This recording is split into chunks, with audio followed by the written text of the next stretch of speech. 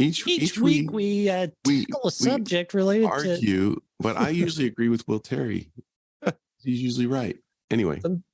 But every time you learn something brand spanking new. Good job, Lee. Thanks for joining us. All right. Well, what were you saying about AI art? It seems like when I scroll Facebook, that's the only thing artists are talking about.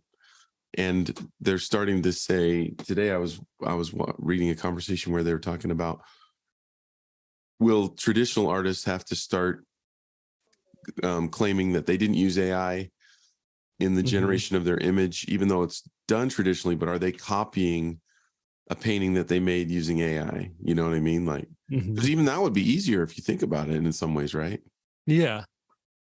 Or you paint, like you make AI art and then you print it out and then you put some paint over it to make it look like, put some texture over it, clear texture gel, put some paint strokes on there. All of a sudden, bing, bang, boom, you got yourself a finished painting.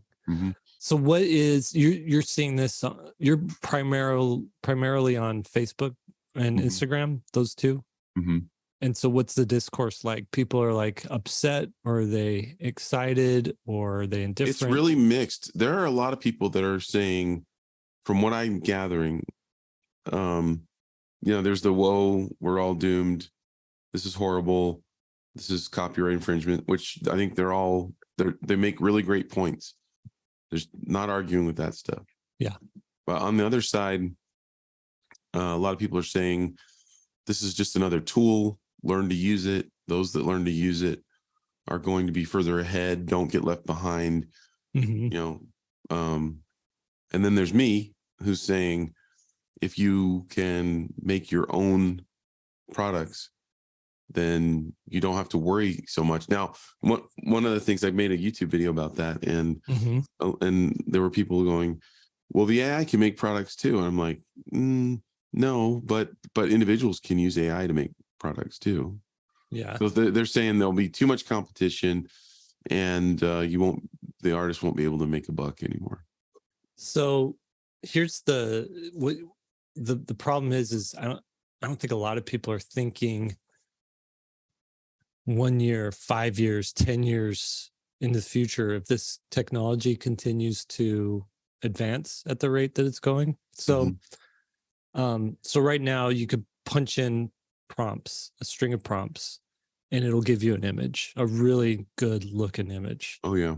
And the people who really know how to wrangle those prompts can make some pretty impressive stuff that I've never seen before, know?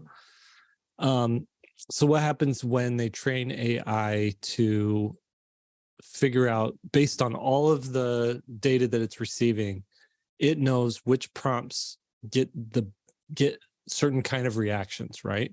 So now it doesn't need a human to punch in the prompts. Okay. Now, what if, take that further, there's also starting to be AI that can do animation, that can do motion, like moving images. So, advance that further, you could punch in some prompts and it can make like a little animated short or a short film or something like that. What I think you'll start seeing is, imagine you're an advertiser is saying, I really want to advertise to Will Terry. He's a guy who loves pickleball, who's into health and fitness and diet. So we'll punch in all these prompts into this AI here. We'll make a 30-second advertisement that's all about a guy who's in his mid-50s playing pickleball, all the aspirational stuff you're aspiring to. And at the end of it, buy our Geico insurance. I could see it being used that way. And now, and even worse than that, you ready for this scary tidbit to add on to that? Yeah. For me as an artist to make for us to make a good chunk of money with the amount of time we spent making a piece of art, it's cheaper for us to use offset printing to print a whole lot of them, right? Like to print, like say a run of 5,000 of something. Yeah. Because then our cost comes way down. And if we can sell, you know, those 5,000, we can make a huge profit.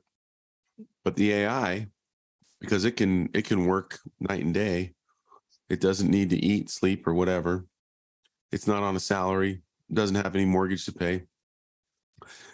It could individually make a piece of art for each person on Facebook and market it to them specifically. And it can do print on demand. Right.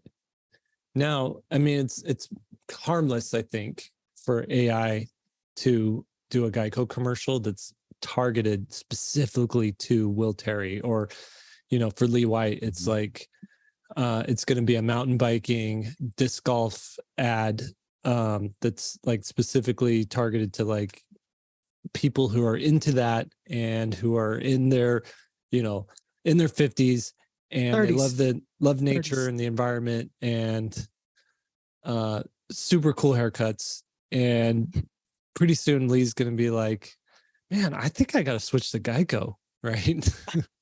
So they that's know harmless. Me so well. That's harmless. But what if, and it's also going to know what music to play in there. It's going to get the licensed rights, or it's going to make a new kind of music that sounds exactly like the kind of music you like. All of it's going to be perfectly tailored. That's one thing. But what if it's like, now it's getting into politics or getting into legislation or things like that, where it's like specifically targeted to manipulate you into being more favorable to a certain candidate or to a certain legislation. And mind you, a lot of people do their homework and they know, you know, they know who they're voting for and for why. But a lot of people just like base it off of the billboard, you know, the sign they see coming in, right? Oh, he's a Democrat, I'm voting for him. Oh, he, you know, she's a Republican, I'm voting for her, right? So I don't know. I think we're in for a really rocky road. And that said, too, I've done a lot of concept artwork for advertising, for commercials and stuff, and I could see that drying up. You know, where they're like, we've just eliminated the concept artists. We've fed it into AI, and then we hand that over to the modeler, and they're going to make a model and have the guy animate it or whatever. Who knows? Did you guys see Minority Report way back in the day with Tom Cruise? They had individual commercials for Remember people. that? Yeah. It was. We just watched it recently. I was thinking of the same thing when we were talking about this just now. I forgot that part of Minority Report. They're like, hi, Jake Parker. It's been a while since you've been into the store. You're probably out of this shaving gel right now. Yeah. You know. Yeah. It was like it was 2 months and 3 days since you last visited. Very eerie how that stuff's coming to pass, you know.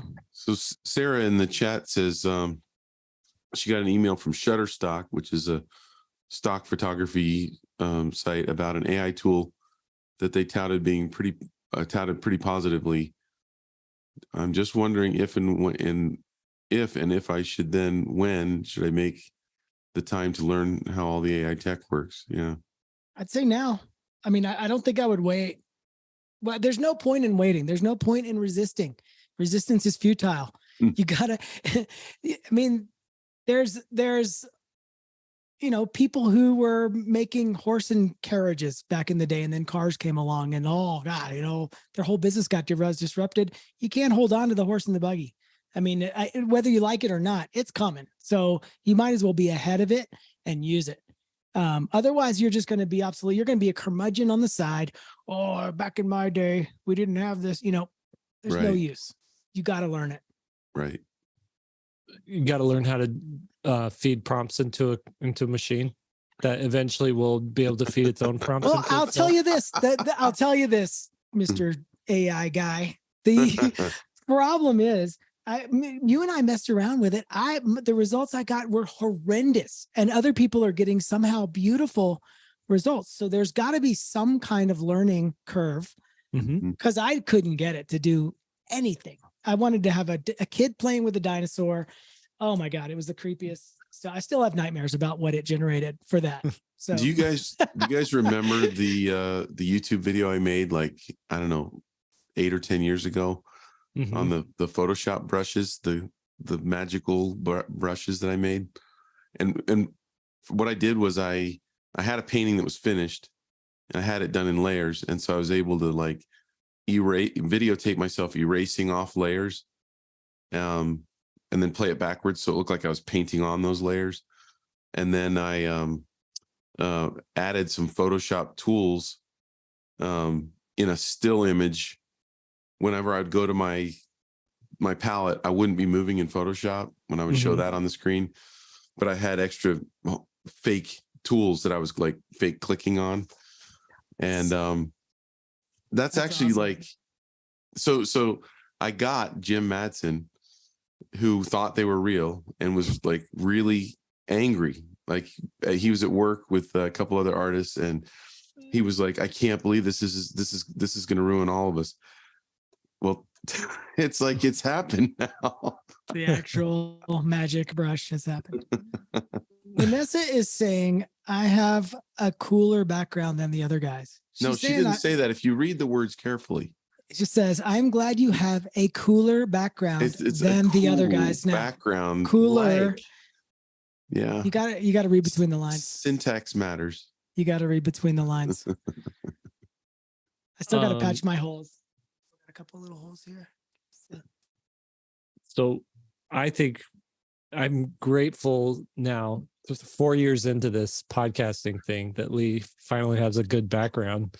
Imagine where he's going to be in the next, 4 years. Unlike you guys, I have moved 3 times while we've been doing all this. So I never even unpack my boxes before I move again. The first time.